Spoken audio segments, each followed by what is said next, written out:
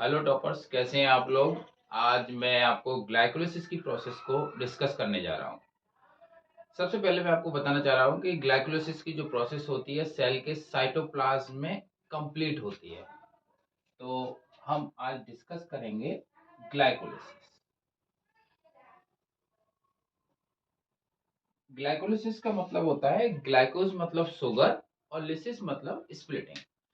Sugar की जो splitting होती है यानी कि ग्लूकोज की जो स्प्लिटिंग है वो रेस्पिरेशन की प्रोसेस में किस तरीके से होती है।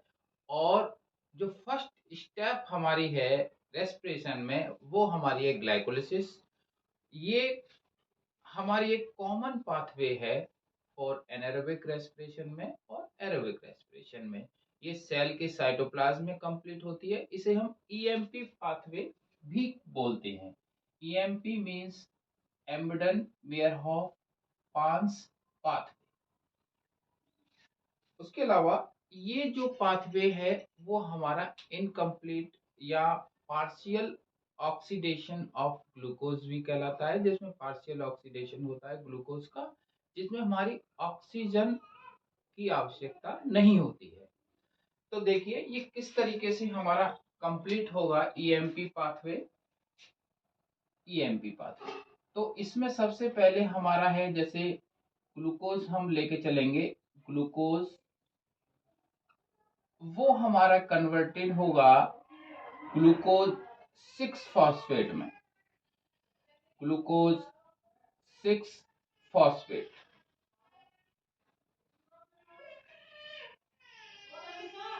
ग्लूकोज 6 फॉस्फेट हमारा फ्रक्टोज 6 फॉस्फेट में कन्वर्टेड होगा। एक रिवर्सिबल प्रोसेस होगी। फ्रक्टोज 6 फॉस्फेट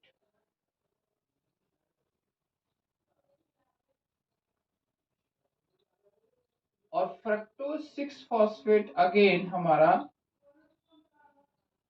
फ्रक्टोज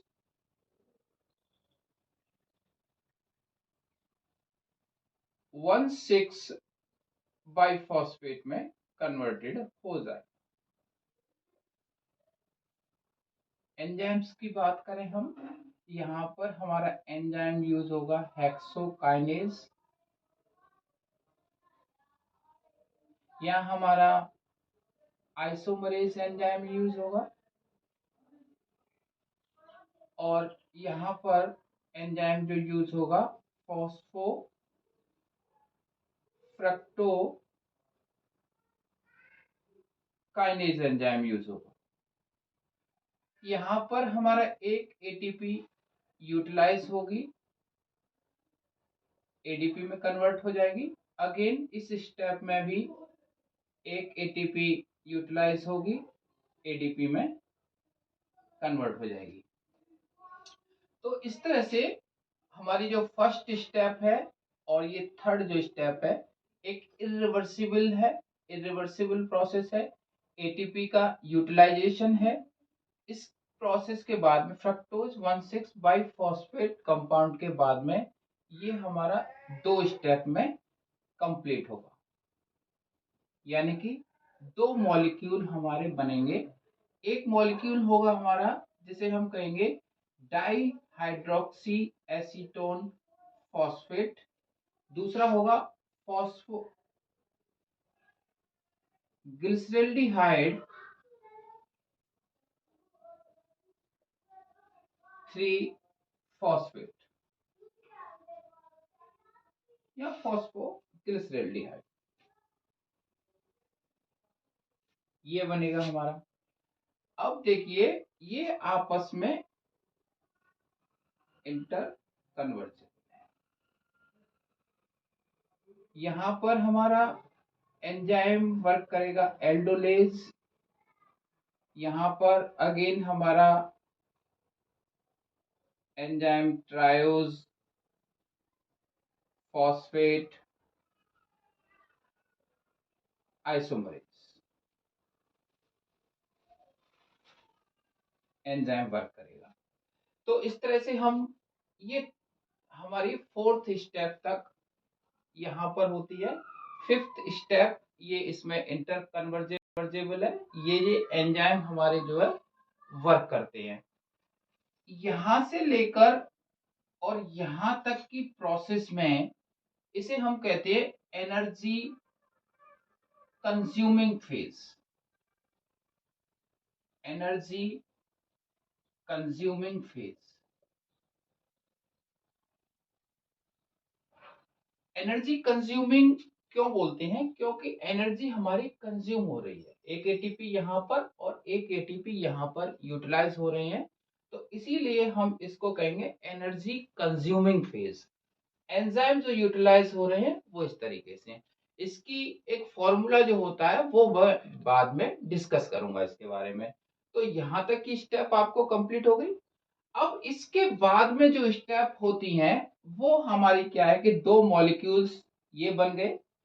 अब इस स्टेप को फॉलो करें या इस स्टेप को फॉलो करें तो हमारा यहां पर स्टेप होगी, अगेन इस मॉलिक्यूल्स के द्वारा वो स्टेप फिर फॉलो होगी। तो हम ये कह सकते हैं कि एक मॉलिक्यूल ये जो बना है DHAP का, डाइहाइड्रोक्सी और एसीटोन फॉस्फेट का, वो हमारा इंटर कन्वर्जेबल है। दो मॉलिक्यूल्स बने हैं हमारे फ्रक्टोज 1,6 बाइफॉस्फेट के द्वारा, एंजाइम यूज हुआ है एल्डोलेज। अब इस तरह से दो मॉलिक्यूल्स हमारे आगे बनते चले जाएंगे। वो किस तरह से? एक मॉलिक्यूल इसके द्वारा या एक मॉलिक्यूल इसके द्वारा, और दोनों इंटर कन्वर्जेबल है, स्टेप ट्वाइस होगी। अब देखिए किस तरीके से होगा। मान के चले हम इसके नीचे ही लिखते हैं क्योंकि ये हमें इजी पड़ेगा। अब देखिए अगेन रिवर्सिबल प्रोसेस है। इसमें हमारा यहां पर बनेगा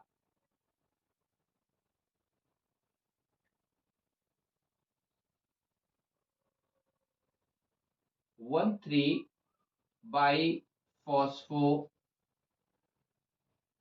ग्लिसरीन। एंजाइम हमारा यूज होगा फॉस्फो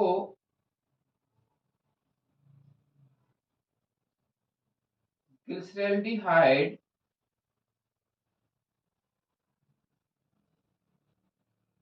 डिहाइड्रोजनेज।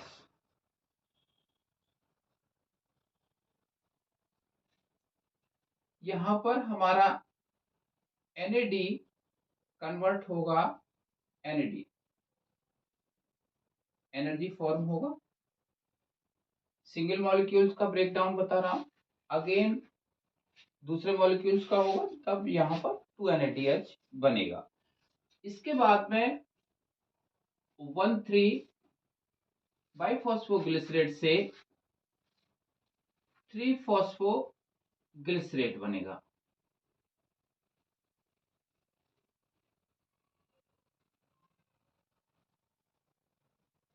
Three phosphoglycerate. और जो एंजाइम यूज होगा वो होगा फॉस्फो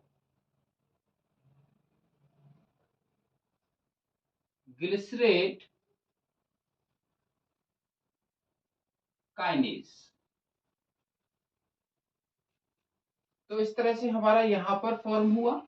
अगेन यहां पर एक एटीपी फॉर्म हो जाएगी 1 ADP के द्वारा, तो यहां पर एक एटीपी फॉर्म। इसके बाद में जो हमारा 3-फॉस्फोग्लिसरेट बना है, इसको यहां पर मैं दिखा देता हूं। 3-फॉस्फोग्लिसरेट जो बना है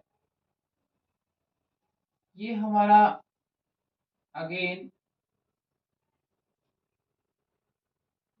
कन्वर्ट हो जाएगा 2-फॉस्फोग्लिसरेट में।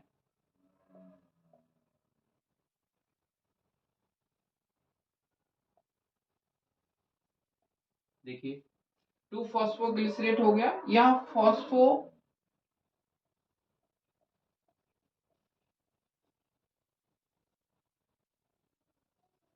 ग्लिसरो हुआ। फिर अगेन ये प्रोसेस जो हमारी आगे बढ़ेगी, इसमें आएगा phospho इनॉल pyruvate PEP, then again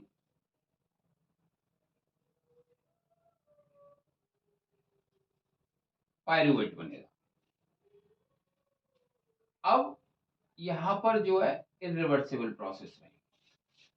यहां पर जो एंजाइम वर्क करेगा, इनोलेज एंजाइम वर्क करेगा, और यहां पर हमारा पायरुवेट काइनेज एंजाइम वर्क करेगा। यहां पर हमारी अगेन एडीपी से एटीपी फॉर्म होगा। यहां पर 1 मॉलिक्यूल ऑफ H2O निकलेगा। ये 10 स्टेप प्रोसेस हमारी इस तरह से कंप्लीट होती है। 5th स्टेप यहां पर है, 6th स्टेप ये है, 7th स्टेप ये है, 8th मैंने वही लिखा हुआ है, 8th 9th और 10th। इस तरह से ये 10 स्टेप प्रोसेस हमारी कंप्लीट होती है। अब देखिए, एक मॉलिक्यूल से हमारा ये स्टेप में टोटल फॉर्मेशन होगा। एक NADH बना है, एक ATP यहां बना है, एक ATP यहां बना है। तो दोबारा अगर इस मॉलिक्यूल्स का ब्रेकडाउन होगा, अगेन ये स्टेप दोबारा चलेगी, यानी कि हम टोटल फॉर्मेशन ऑफ NADH पूछें तो यहाँ पर 2 NADH बनेंगे, और एक ATP यहाँ पर, एक ATP यहाँ पर थे, तो कितने हो गए, एक ATP और ये ATP, 2 ATP यहाँ थे, तो अगेन सेकंड मॉलिक्यूल्स के द्वारा 4 ATP हमारे बनेंगे। 2 ATP हमारे पहले कंज्यूम हो गए थे, तो इस तरह से हमारा 2 ATP यहाँ पर यूटिलाइज हो गए, तो वो निग्लेक्ट कर जाएंगे।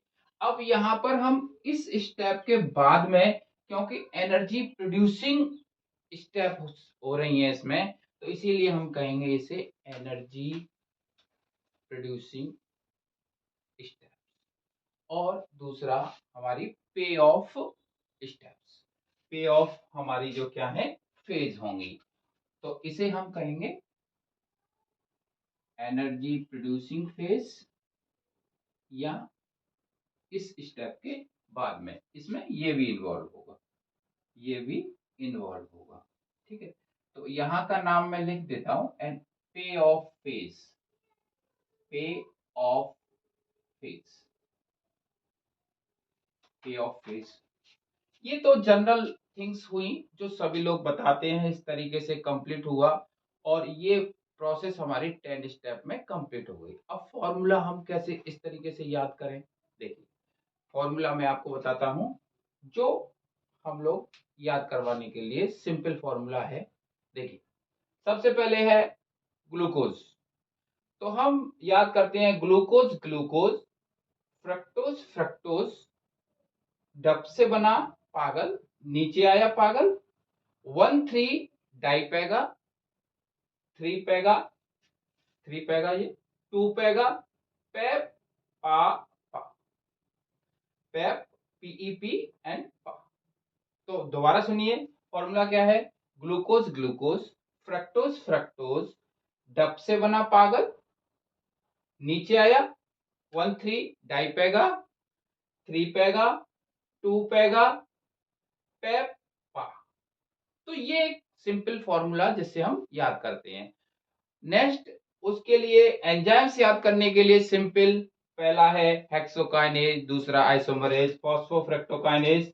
इस स्टेप को हम जो है, क्योंकि ये स्टेप हमारी क्या है, ग्लूकोज यहाँ पर कन्वर्ट हो रहा है फ्रक्टोज 1,6 बाइफॉस्फेट में, तो ये हमारी एक पेस मेकर की तरह ये एंजाइम वर्क करता है।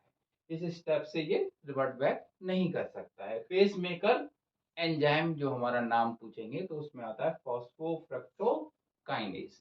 अब ये एंजाइम्स के नेम हमने याद कर लिए, कौन कौन सा, हेक्सोकाइनेज, आइसोमरेज, फॉस्फोफ्रक्टोकाइनेज, फिर एल्डोलेज, अगेन आइसोमरेज।